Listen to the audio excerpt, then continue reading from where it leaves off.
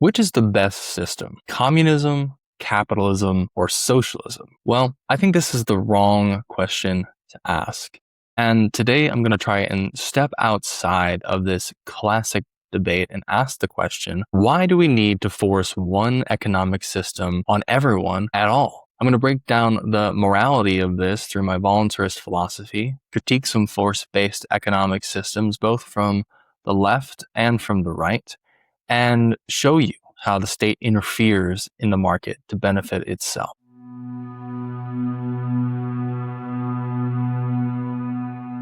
Now, to make my position clear from the outset, I want to say here that I'm not anti any of these economic systems. I'm not anti-communist, I'm not anti-capitalistic, I'm not even anti-socialist or feudalist or whatever kind of economic arrangement that you can bring to your mind. I'm anti-force. That is to say that I believe that the ideal economic system is the economic system in which every single person is able to voluntarily and autonomously cooperate in whatever economic structure that they find to be the most beneficial and valuable for their individual ends and goals. And so this may end up being something like communism or capitalism or some sort of mix or some sort of third economic or fourth economic system that we've yet to really conceive of or understand. But my position isn't to be pro or anti any given economic system, but anti-force and pro-voluntarist. And this means an economic system which is truly free, a truly free market in which people have autonomous control over their own labor, time, talents, and property for the sake of their own individual, voluntarily acted upon ends. Part of the reason that I'm not anti or pro any given economic system is because I think it's easy to recognize that any given economic system marginalizes some group of people. Whenever you use force to ubiquitously impose any given economic system, there are going to be a class of people who benefit from it and a class of people who are disadvantaged by it. There are going to be people who are perfectly happy to participate in that economic system, either because they trust in the market forces of a capitalist society or because they trust in the collective wisdom of the communist bureaucracy, or else because they benefit in some individual way from the economic structure that is imposed. But of course, there's going to be masses of other people who wish to participate in a different economic system and are prevented to by the power and the coercion of the state. And so part of the reason why I'm anti any particular economic system is from the simple fact that would be masses of people, no matter what system, no matter how apparently perfect it is, there would be masses of people who would be marginalized within that given system, prevented from acting for the sake of what they truly value, and prevented from experimenting or changing or going off and creating new kinds of economic structures that would be actually beneficial to their interests. In the voluntarist society, there is no necessary dividing line between communist structures, a capitalistic structure, bartering, socialism, volunteering, charity work, cooperatives, syndicalist organizations, agrarian organizations. There's no necessary or state-imposed dividing line that is maintained through a monopoly of violence by the state. In a voluntarist society, all of these structures, insofar as they're even identifiable structurally, are mixed, are mingled, are dependent on the free and voluntary choices of the people within the given society. And so a person may involve themselves in a number of so-called economic structures which they share with or are different from the activities of the other people in that civilization. But the through line there would be that such participation would be voluntary, that the individual would have autonomous control in determining what kind of economic system they're going to participate in. And this is not something that happens today, either in the so-called free market capitalist societies of the West or in the alternative economic structures of other countries such as Russia or China. Now, this argument really breaks down into two different kinds of strands that you can go. One is the moral strand.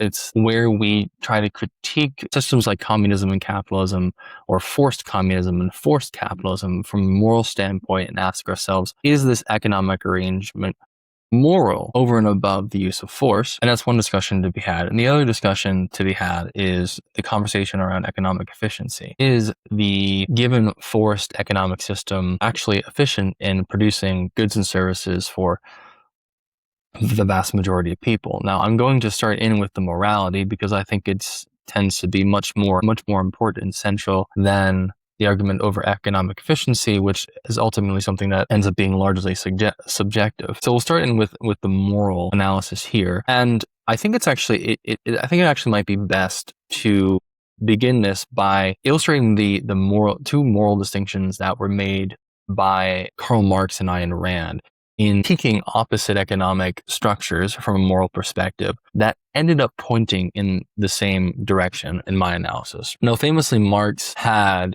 a gripe with the capitalist economic system because from his analysis, what he saw was that the laborer had to sell his labor or his talents or whatnot to the capitalist in order to be able to receive wages that were necessary for his survival. The labor couldn't just sort of go off on his own and survive. He was in the position of being forced to sell his labor for wages so that he could receive at least the basics of survival. And the capitalists, because of their ownership over capitalism, was in a position to exploit that circumstance and pay the laborer the least amount of wages possible, which ultimately alienated the laborer from a significant portion of the production of their labor. So the capitalists ended up owning the fruits of their labor rather than the laborer themselves. And it was argued that what the capitalist calls profit is essentially the difference between the wages that are paid back to the laborer and the excess production produced by the laborer himself. And though Marx never explicitly developed a moral critique, this was something that bothered him in the sense that he felt this alienation of the laborer from the fruits of his product by the capitalist in this structure was perverse, or at least something that would be overcome in the historical development of the proletarian overcoming the bourgeois class. And they would reclaim the fruits of their labor through the communist ideal society. And so they would no longer be alienated from the fruits of their labor. In essence, the capitalists would no longer steal the fruits of their labor by only giving back them their wages and maintaining control over the means of production. And in the same way, but perhaps in different language, Ayn Rand, who had grown up in the authoritarian communism of the Soviet Union, was critical of communism in essence because the communist bureaucracy, the so-called society, the so-called collective, would alienate the individual from the fruits of their own labor by requiring that individual to give up both control over what they were going to labor for and the fruits of that labor, given up to the bureaucracy, given up to the collective. And then the collective would, by its own wisdom, by its own arbitrary definitions of what was just and equal, would redistribute the fruits of that labor to the rest of society in an equal way. And what Ayn Rand partially was arguing was that this violates the individual's right to the fruit of their own labor, to their own body, their own property, that comes as a result of their labor, beyond just the ability to labor after what they actually wanted to. And so in both instances, what these thinkers have a gripe with is that some structure, whether it be the communist bureaucracy on the one hand, or whether it be the capitalist who owns the mean production on the other hand, in one sense steals or alienates the individual from profiting from the direct fruits of their own labor and work. And Karl Marx thought that communism would liberate the labor in a capitalist society from this relationship alienation to the capitalist. And Ayn Rand thought that a capitalist society, a sort of libertarian capitalist society, would free the individual from the theft and alienation by society, by the collective, and by the communist bureaucracy that would be necessary in order to actually execute the collection and redistribution of wealth. And what's always stood out to me as interesting between these two thinkers is that they were kind of, at least along this line, they were sharing the same kind of gripe. They both, at some level, wanted the laborer, the individual, to have control over the fruits of their labor, or at least benefit directly from the fruits of their labor. They wanted each to have a kind of autonomous control over what they were going to labor for and to receive the actual benefits of that labor. And it was interesting to me to see that you could make a pretty interesting critique of both communism and capitalism along this kinds of line, that both communism and capitalism alienated the individual from the fruits of their labor, forced them to work in ways which they did not actually value, and set up relationships of exploitation either along the lines of the capitalist or along the lines of the communist bureaucracy. And so they shared the same kind of concern and working it out, but in opposite directions. And my contention here is essentially that both of them really missed the fundamental mark, because the fundamental problem was not with communism as an economic system as regards Ayn Rand's critique, nor was it capitalism as an economic system as regards Marx's critique. It was the fact that both had had direct experiences of these economic systems being ubiquitously enforced by state violence on the societies which they lived, and they saw the direct harm of that ubiquitous force in their life. Because of course there were people in Karl Marx's day who were going through the upheavals of capitalism, and while some sections, maybe even large sections of the society, were directly benefiting from that, there were of course large sections of society that were being completely harmed by that were suffering greatly, and that had no other option but to go back to the capitalist and sell their labor, because the state had come in order to promote and preserve the capitalist structures of that society. And in the same way, Ayn Rand grew up in a communist Soviet Union where the communist bureaucracy had ubiquitous control over the factors of economic production. The individual had little to no control over either what they were going to labor for, or how, or whether or not they were going to receive the fruits of their labor.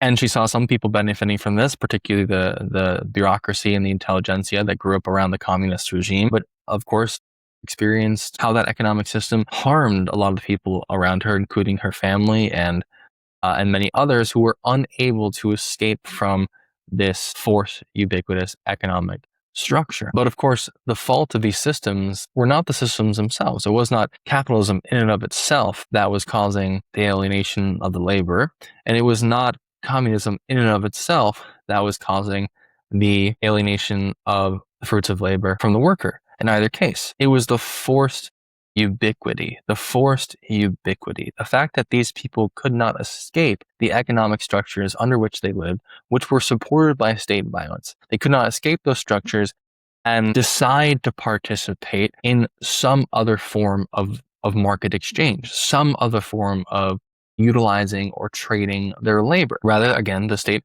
forced a ubiquitous economic structure which crowded out other opportunities and which marginalized some group of society, caused them great harm, and at least influenced these two thinkers to make critiques of opposite economic structures by the harm that they were selling, right?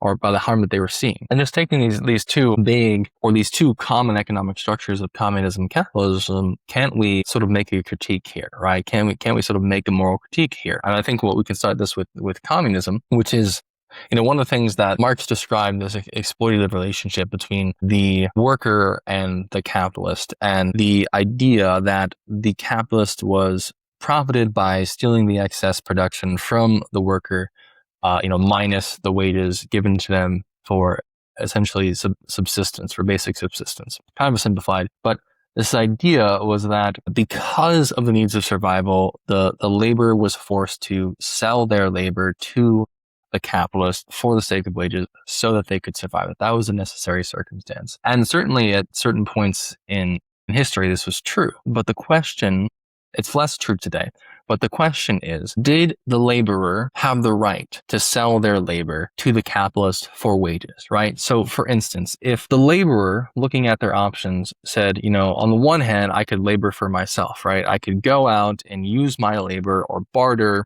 or what have you, in order to procure the things I need for survival. I could individually do that, or I could enter into a voluntary relationship with, this capitalist and say, I'm going to give you some of my time, my labor, my talents, what have you, in exchange for wages, because the wages in and of themselves allow them, let's say, more fluidity in the ability to purchase, or perhaps those are the greatest wages that they can get, or perhaps the wages that they get are going to be of higher value to them than whatever they could get out of their direct labor, or out of whatever they could get out of the direct ownership. Perhaps the fact that the capitalist organizes the factory in such a way as to make the collective labor of the workers more efficient in a way that he could then pay them wages which are of higher value than if the individual labor went off and did his own kind of laboring, or did a commune or whatnot. Perhaps again, through the market options, that was the best option for the laborer. Does the laborer have the right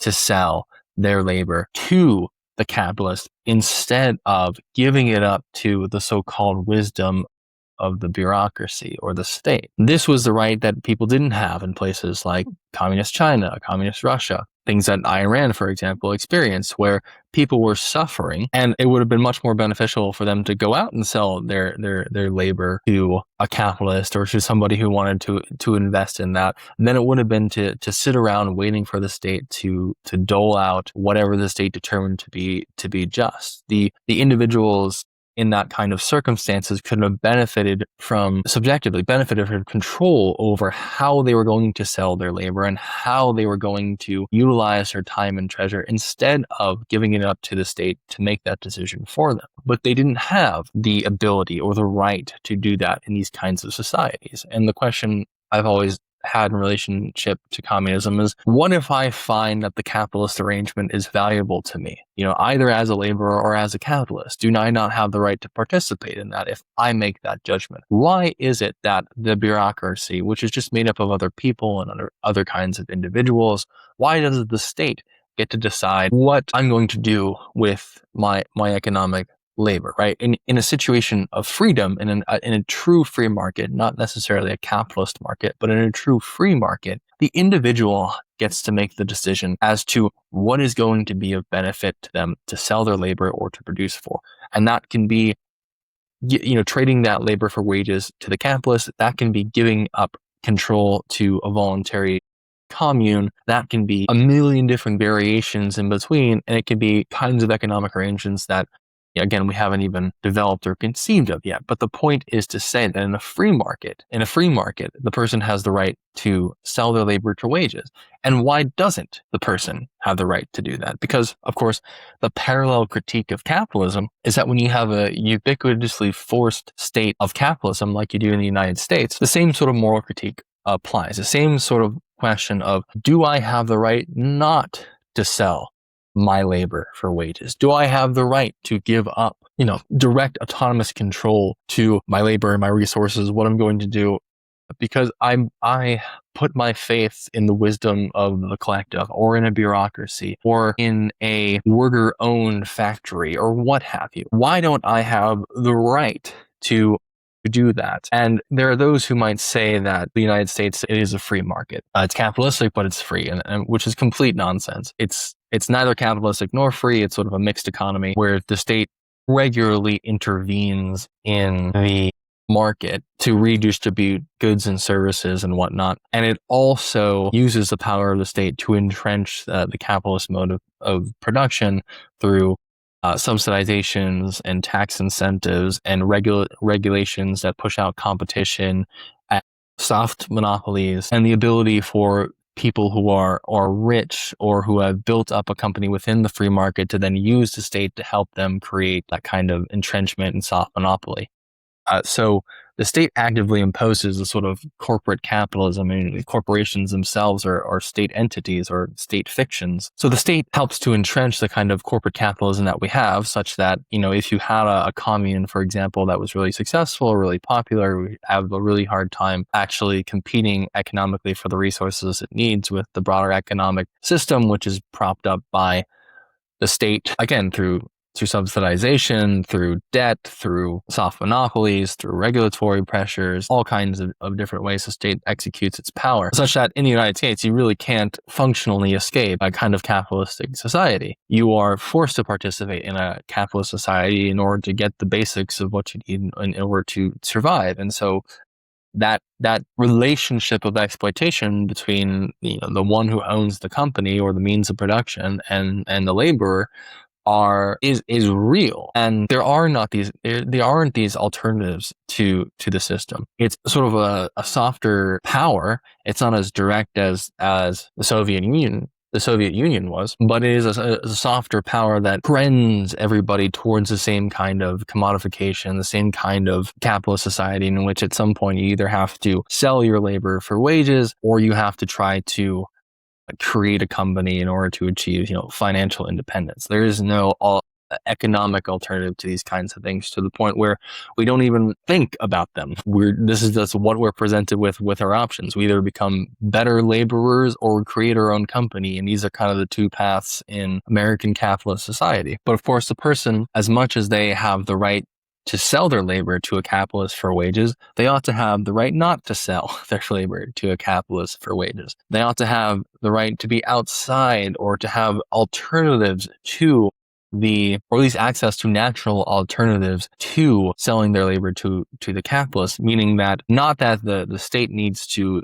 enforce and create alternative options, but that the state needs to be dismantled so that it doesn't use its force to entrench the same kind of capitalist system that we have, which would allow individuals to actually go out and progressively develop alternatives to a strict capitalist system. And you would sort of naturally get the sort of mixed economy that wasn't perpetuated by the state and wasn't solely a mixture of corporate capitalism and the welfare state, but would be a variety of different economic structures that would be able to meld together in which people could enter in and exit economic systems or economic structures or economic relationships insofar as they felt they wanted to. It wouldn't be this overgirding economic system that was directing all of economic life. There would be a multiplicity and a great diversity of different kinds of approaches, market approaches, that would be probably as various as there were individual interests and individual market desires. And when one thing failed,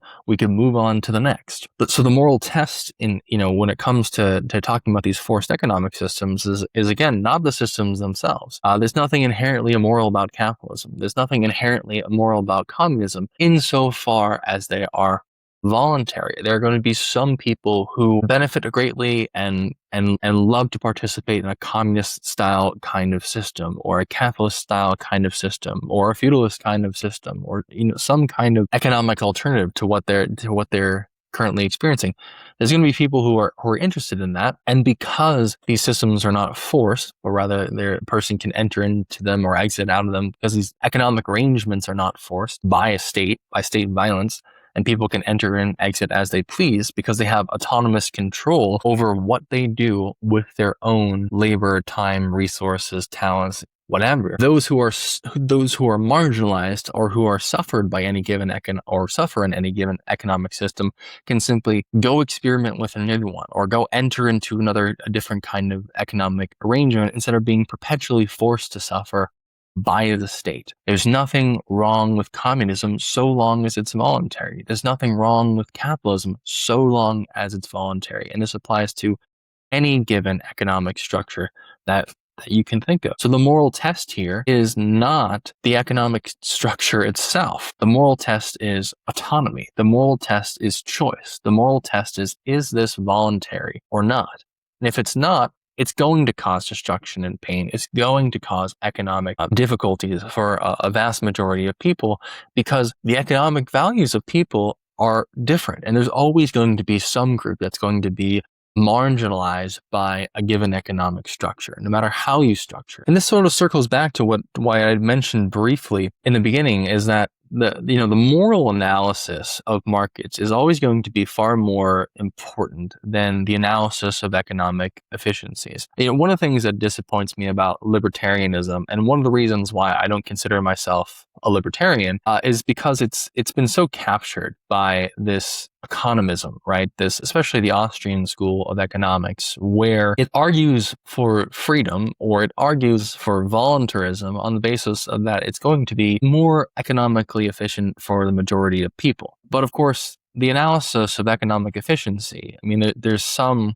rational standards of analysis when it comes to economics, but Economics is based on subjective value standards. It comes down to what an individual actually wants out of an economy, what they actually want to produce or consume. And so every analysis of economic efficiency comes down to a subjective analysis of what you think an economic system would benefit you for. And as I mentioned before, all of those analyses of economic efficiency inevitably marginalize large swaths of people who simply don't benefit from the same kind of system. This is just an aside about libertarianism in general, because I really want to get some distance between me and that movement. Is that I think, and this is specifically related to state libertarians, the minarchists, the people who believe in perhaps a minimal state, or very minimal state. I think part of the reason why the whole movement has drifted into economism is because the moral foundations of state libertarianism are contradictory and incoherent. The basic moral premise of libertarianism is that we should be free,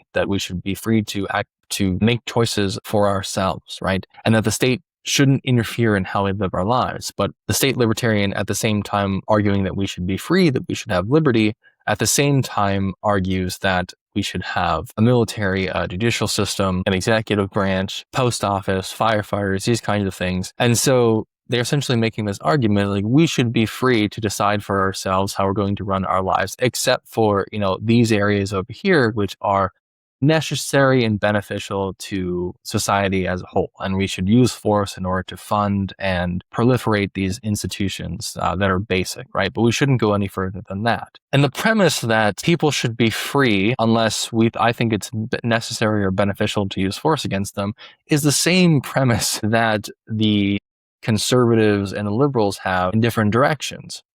Conservatives are more interested in social control and building up a military industrial complex, and the liberals are more interested in using force and violence to produce the welfare state and economic equity and whatnot. But they're not shy about saying, yes, we should use state violence to achieve our subjective goals about what is right and wrong and force it on everybody else. They're not shy about that. They're very explicit about that. But the libertarian says, no, I'm about freedom, and then makes the same move subtly about using force and violence against people to create institutions that they think are beneficial to the rest of the society. And so I think that state libertarian morality ends up being incredibly underdeveloped, because consistent libertarian ideology would lead you into anarchism or extreme voluntarism, like myself. I consider myself a voluntarist, anarchist, different kind of beast, but stateless voluntarist, right? And the statist libertarian, if they're going to be morally consistent, either has to say, we get rid of the state altogether and becomes an anarchist or a voluntarist, or they're going to embrace the use of state power and violence for the sake of their own ends. And it's more rationally coherent for them to sit in one of the conservative or liberal camps.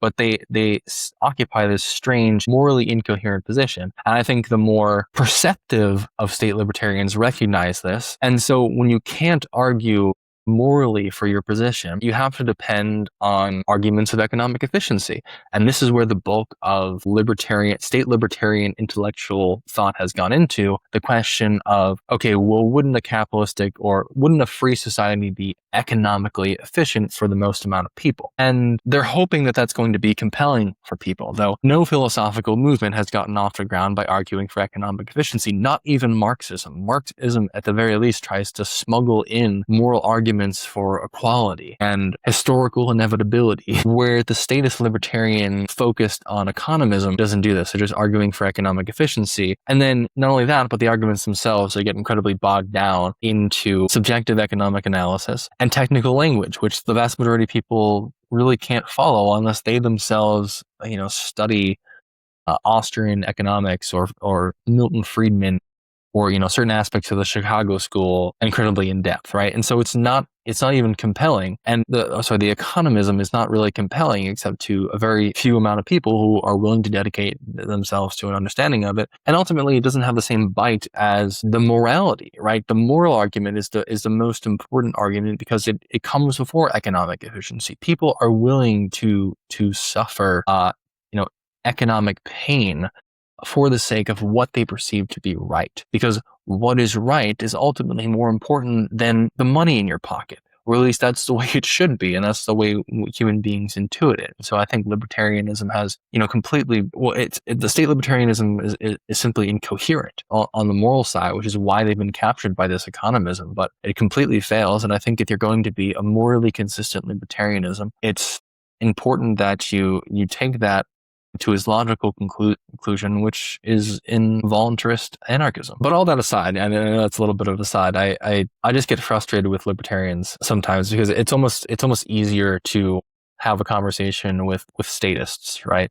With conservatives and liberals, it's easy to have a conversation with statists because you know where the argument is. The argument is in a disagreement over the morality of force and violence. But with libertarian, it's like on the one hand, they agree with you that force and violence is wrong, except over here. And trying to bridge that gap is one of the most frustrating things. And then the conversations tend to always slip again back into these, arguments of economics necessity. So they start talking about the minarchist state as necessary for a stable economy, as if a stable economy were the goal of most people. So you try to bring it to the moral level and it just gets brought back and back into economism. And I wish the whole movement would just either buck up and have some moral consistency enough to come to the anarchist voluntarist perspective, or else, go be a statist with the rest of them and promote whatever you want subjectively through force and violence. But anyway, getting back to, the discussion of morality applied to the nature of the market, some people might be looking at, my description of a free market where all these different kinds of systems blend together as unrealistic for one reason or another. Now, I would say on a mass scale, this really hasn't been allowed to happen throughout history. There's always been the state there violently promoting its own economic kinds of structures. But one model I can give to you, just so you can might imagine it, is actually everyday life. For the most part, in our day-to-day interactions, we kind of follow this intuitively. I mean, we go to work and let's say we participate in the capitalist system there, right?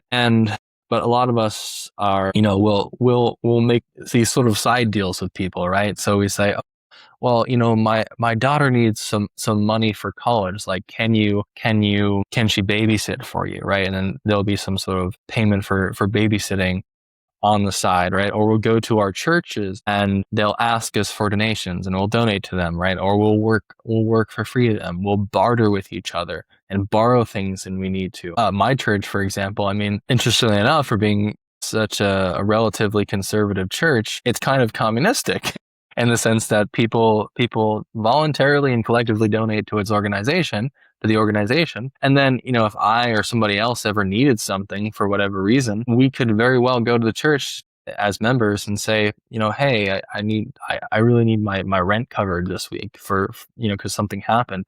And the church has and will just help people out that way. Besides using that money for donating to other kinds of organizations and causes and whatnot. There are people out there who they have these little farms that they run and they make like just enough money in order to sell that produce at the farmer's market and kind of just live in their homes or whatnot. The family unit is incredibly communistic in the sense that we don't have the expectation that our children are going to sort of pull their weight and contribute to the economics of the household as much as we sort of self-sacrificially give to them on an almost unconscious basis. We in our everyday lives, even though we're structurally dominated by a capitalist society, we weave in and out of different economic arrangements all the time without even noticing it. And in the same way, this can happen on a larger scale. I mean, again, it's economics just comes down to individual people. And people, if we get rid of the force and violence to inflict one kind of economic system on a society,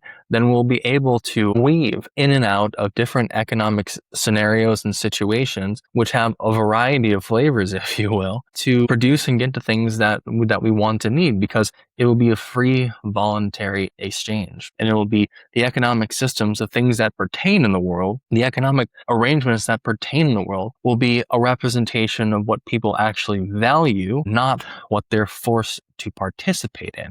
Because when those systems break or don't work, people will voluntarily and freely move on to those things which will work, right? Again, as another aside, I want to talk about, how the state benefits from the sort of mixed economy that we have. Like, why does the state use its violence to promote this kind of economy, which is neither purely capitalistic nor is it purely socialist, but rather it's sort of corporate socialism, if you will. One of the things you have to understand about the state and the bureaucracy is that it's trying to sustain itself by exploiting the citizens through taxation, right? So it's trying to extract as many resources as it can from the population without sort of destroying it, right? It's useful to kind of think of the state to citizen relationship as like, farmers and chickens, right? Farmers have all different kinds of methods for raising chickens and collecting their eggs, right? And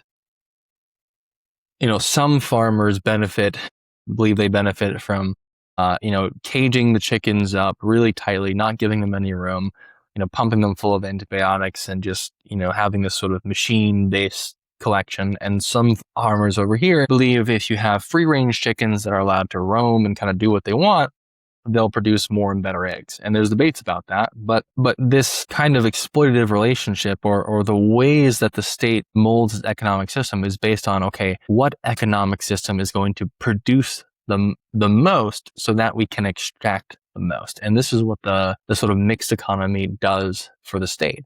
On the one hand, the capitalist mode of production seems to be pretty efficient at creating goods and services in such abundance that the state then can tax at a relatively low rate while still raking in, trillions of dollars or trillions of resources every year without upsetting the apple cart too much. Because of course, the people as a whole, they if you tax them too much, they sort of get mad at that, right? They're going to vote you out. So the kind of tax rate that you need to keep is just high enough to get as much resources as you can without pissing them off. And this is best achieved under a capitalistic system because the resources produced are so abundant that the state can tax at a lower rate, but still receive a tremendous amount of resources from the population. On the other hand, if you're somebody who wants to gain and maintain power in the kind of democracies that you have, then you have to be willing to sort of prostitute yourself and the state for their perceived benefits, right? So this is essentially where the welfare state comes about, where a lot of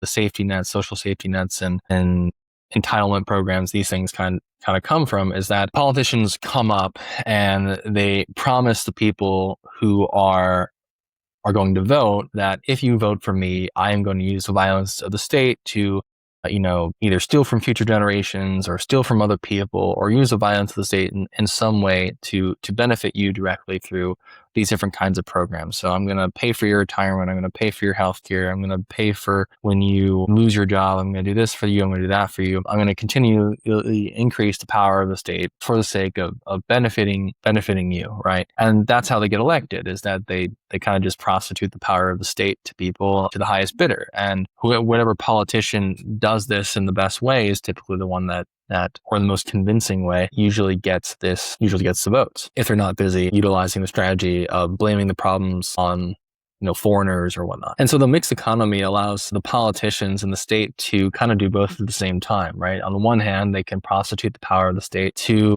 essentially bribe the people who are going to vote for them, whether or not it ends up having long-term consequences or not. And on the other hand, the capitalist mode of production that underlies the main thrust of the economy allows them to tax at a lower rate while still receiving a tremendous amount of resources to sustain their own lifestyle and bureaucracy. We have to understand the degree to which force actually derails economic creativity and experimentation in the world. Because the state has ubiquitously forced these economic systems in the past, whether it was in Russia or China or in the US today, this delimits and derails all kinds of economic creativity and experimentation that could have happened if it weren't for the force and violence of the state. The kind of economic creativity that honestly it's hard to really imagine. I mean, imagine if you tried to go back in time to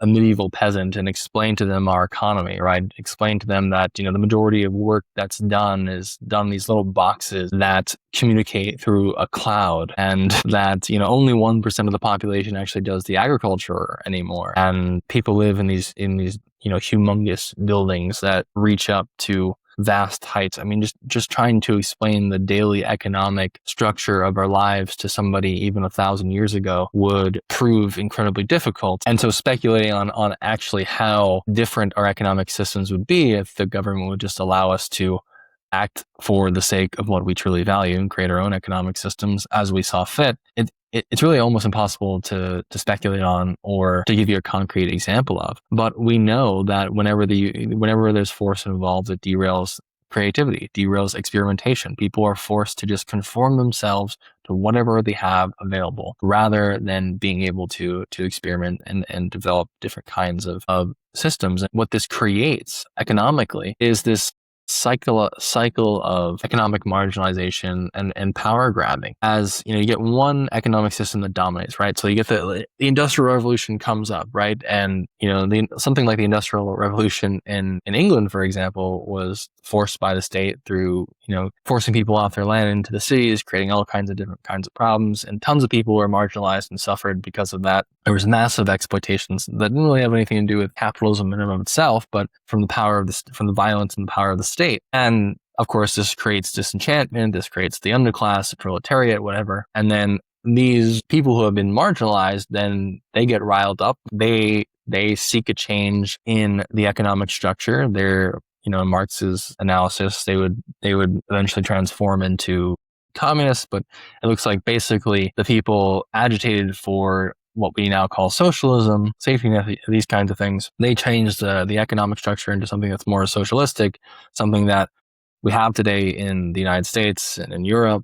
And those kinds of economic systems ultimately create marginalization and disenfranchisement. And then another group of people, that the new group of people who are marginalized, and they seek power in order to change the social order. And now you're seeing the rise of like neo-fascist movements and nationalist movements that are coming out as a reaction to the socialist economic system. And eventually that will create a new marginalized group who will seek power to rearrange the economic system once again. And it just creates this cycle again and again and again of economic system which marginalizes a group of people who then seeks power to change the economic system, which marginalizes a new group of people who then seek power to create a new economic system that marginalizes a group. And it's the same mistake over and over again. It's the same mistake of we're going to use force to impose this one economic structure on everybody else, causing that same marginalization, that same exploitation, and that same upheaval. And all of this results in incredible economic inefficiency, right? Instead of people just being able to directly act for the sake of what they value within a market, they have to go through all of these hoops in order to literally try to structurally change society so that they can act for the sake of what they value. They're completely cut off from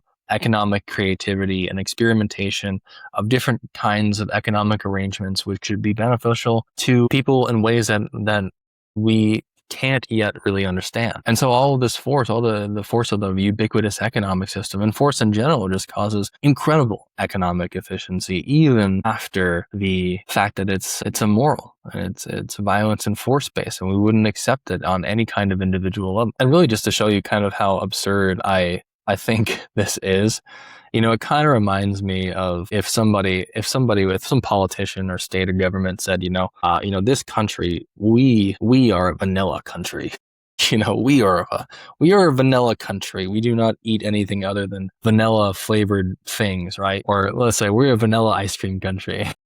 So instead of saying we're a capitalist society, we're a vanilla ice cream society. And the government or the state or whatever use the violence of the state to impose vanilla ice cream as the only kind of ice cream that you could eat, right? And imagine how absurd that would be. Imagine how absurd it would be that the different societies would be arguing with people, that entire disciplines of knowledge would be arguing with one another about, whether or not we should have a vanilla ice cream based society or a chocolate ice cream based society. And just going back and forth on that, right? And using all their time, energy, and intellect in order to kind of discuss that and force that on people. And how that would completely destroy anybody's ability to kind of just have the ice cream that they wanted and experiment with different kinds of flavors, or maybe have swirls of vanilla and chocolate, or go out there and create new flavors or what have you. I believe that economic conversations can get to the point of being as really as trivial and as subjective as conversations over the best flavor of ice cream, because eventually, ultimately, they come down to subjective evaluations. But the presence of forcing these economic systems ubiquitously makes it so that people have to devote all kinds of time and thought and energy to combating the economic system of their society that marginalizes, disenfranchises, and harms them in order to gain the freedom to pursue a different kind of economic system. But again, they just repeat the same mistake by forcing the new economic system on everybody else, marginalizing, disenfranchising, and harming other people who go on to do the same kind of thing. But I believe that we can get to a point, if we take this philosophy of voluntarism seriously, we can get to a point where the different economic arrangements of one's day are as fluid and as subjective and as trivial decisions to make as the next flavor of ice cream that you're going to eat. So what do you guys think? Do you think that these different kinds of economic structures can coexist? Do you think, is it moral to force any kind of system at all on society at the exclusion of others? Comment down below and let me know what you think. And if you like this video, please like it. If you think this would be interesting to somebody else, please share it with them. If you want to see more videos like this, please subscribe. And as always, thank you for listening.